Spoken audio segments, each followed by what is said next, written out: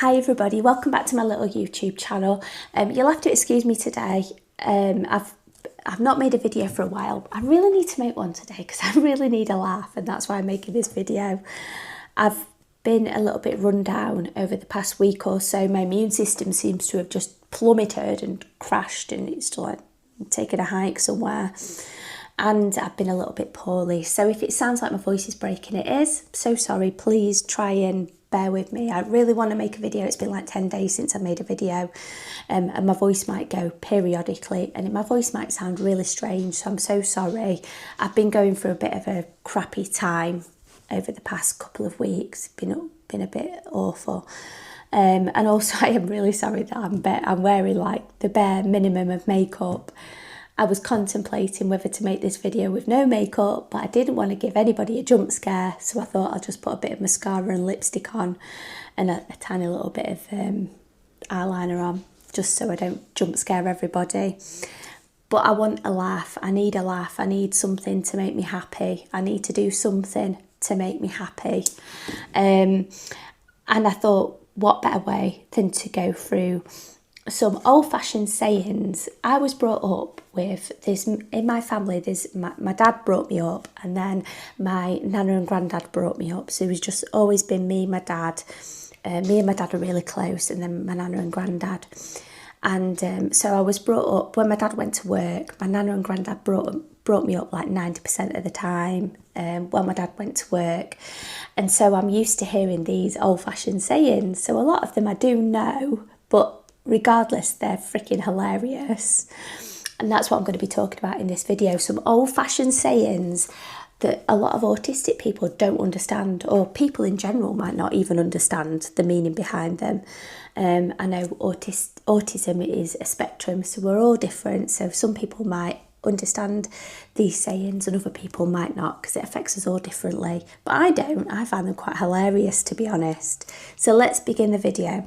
So I've got my iPad here, so you might see it a little bit lit up, and hopefully I'm not going to edit out loads of stuff on this video. It's just going to be like a continual video. I just need a laugh. I just need to do something to cheer me up for this video. I need it. So the first old-fashioned saying, and my nana used to say this to me all the time. She used to say to me, "You're barking up the wrong tree. You're barking up the wrong tree, Amanda." Where did that saying, where did that saying even come from? You're barking up the wrong tree. The wrong tree, like... Just imagining a dog barking up a tree, and I just don't get where that saying's even freaking come from. I don't get it. Who's made that saying up? And it means apparently pursuing a mistaken line of thought. You're mistaken. You're barking up the wrong tree. You're wrong. Who came up with you barking up the wrong tree? It's just so funny. Another one on here is you're flogging a dead horse. Actually, I don't even know what flogging means. What does flogging mean? I don't even know what flogging means. It means, anyway, flogging a dead horse means you're wasting effort on something that is over or cannot be changed. But I don't even know what flogging means. So let's be honest, I'm not going to get that saying anyway. But you're flogging a dead horse. I mean, where did horse come into it in the first place? Do you know what I mean? Like, I'll just drag a horse. I don't know. I genuinely don't get it. I genuinely, God's honest truth, I don't get that saying. I don't get it.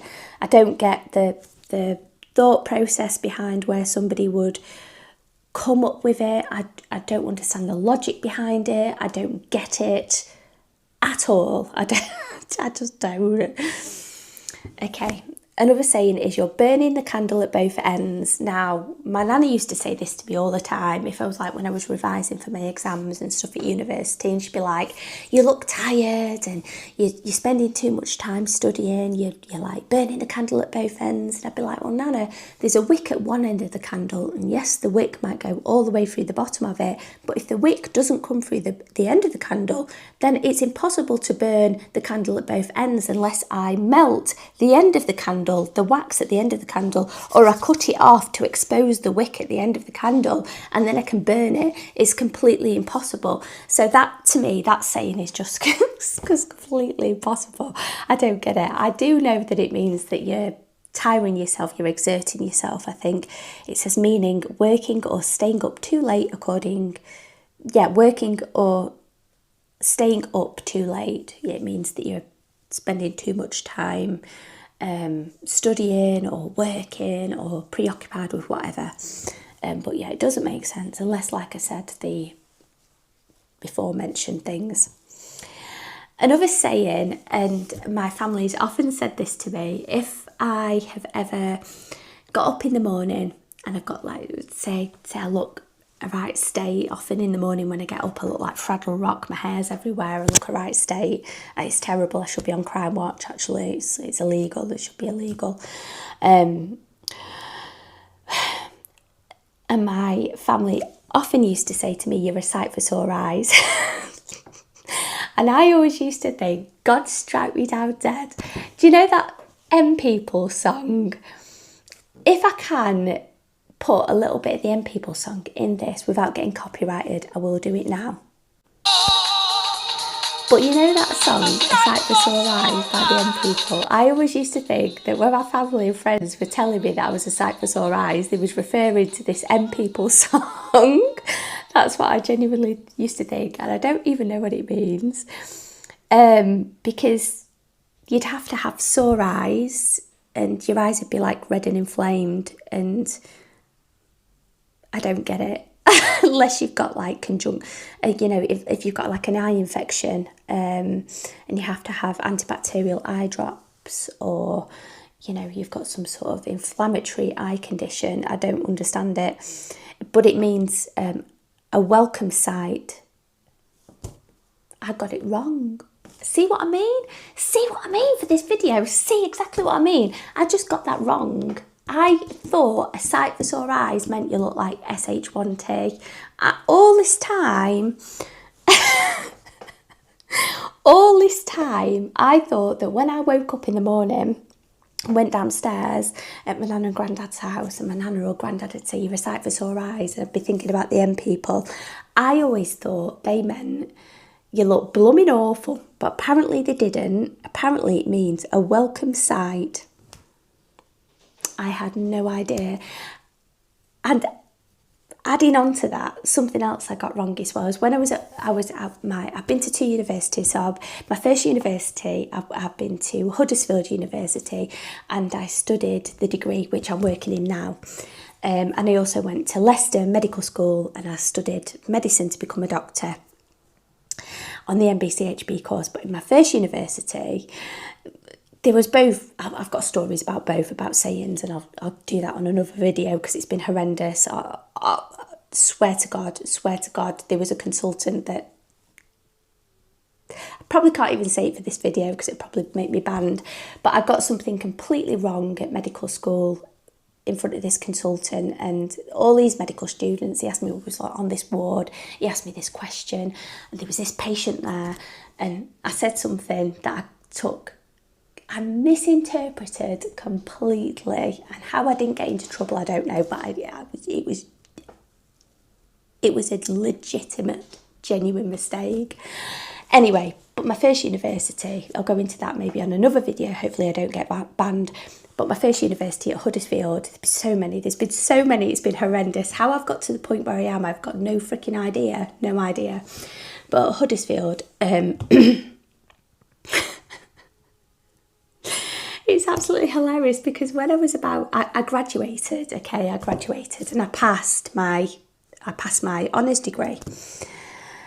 And this lecturer, I walked past her and I said, oh, I'm going to miss you. I've loved studying here. Thank you so much. Are you going to miss me?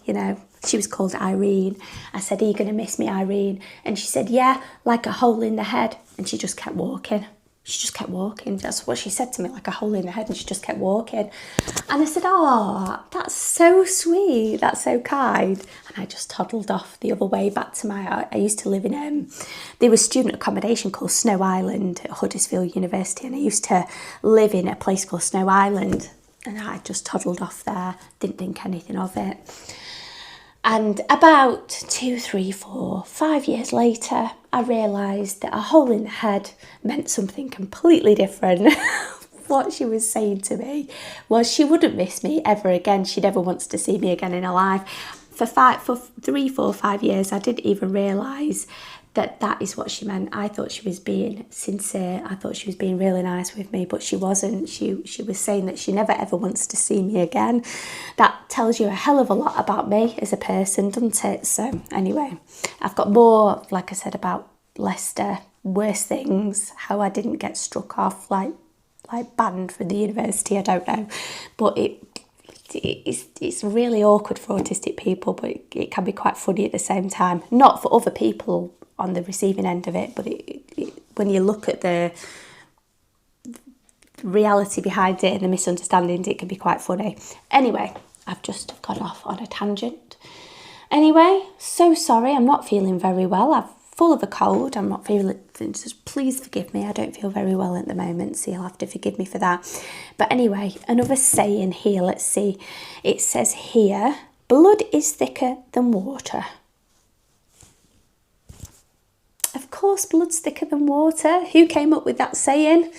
Clearly not somebody that's dealing in biology or chemistry or... Obviously, blood's thicker than water. It means family relationships are more important than others. To me, that saying just means that blood is thicker than water. It means nothing more than that. I don't get it. I genuinely don't get it. I don't know. It might just be me. I know it probably is just me. Another saying here is bury the hatchet. I don't even... Do you know what? Do you know what? I don't even know what a hatchet is. Is it one of those spanner things that you like do that with? Like on a car? Don't even know what a hatchet is. Bury the hatchet. I don't know. It says it means to make peace. To make peace. So to make peace with somebody you hate, you've got to bury the hatchet. To me, if somebody said to me, bury the hatchet, and a hatchet was one of those things that you do that with a car, like a spanner thing or whatever, I'd just bury it in the soil. Just bury it. I don't know. It doesn't make sense to me. It genuinely doesn't make sense to me. Honestly, I don't understand how burying a hatchet has got anything to do with me making peace with somebody I hate. And then the last saying that I'm going to, let's have a little look. It says, the grass is always greener on the other side. That's absolutely false, isn't it? It's so false. In my point of view, if, for example, my house is a terraced house and I've got a little tiny, hardly anything of a garden at the front, and at the back I've got a little bit of a garden, but it's artificial grass. But say for the purpose of this video, it wasn't artificial grass, it was real grass. If I had, in summer, and there was a hose pipe ban, a sprinkler on my back garden, it would be really green. The grass would be really green and it'd be really fertile. At the front, if I didn't have anything, it would be just yellow and it'd be like dead. So in that instance, the grass is greener on the other side because it's more watered on that side than that side. But apparently that's not what that saying means. It means, what does it mean? I've got to just log back onto this and see what it means. It means people often think other situations are better than their own. Is that because some people it might be because in my mind, my neighbours might water their grass more than I water my grass, and their grass is greener. So in that instance, the grass is greener on the other side. So it would make sense in that instance, but I don't understand it in any other way. And on that, I'm going to leave it there because I genuinely am just mind blown by the video. It's entertained me anyway. It's really entertained me. I'm so sorry about my voice. Hope it's entertained you guys a little bit as well. Hopefully by the time I make another video, I'll be better. And I shall see you next time. Bye.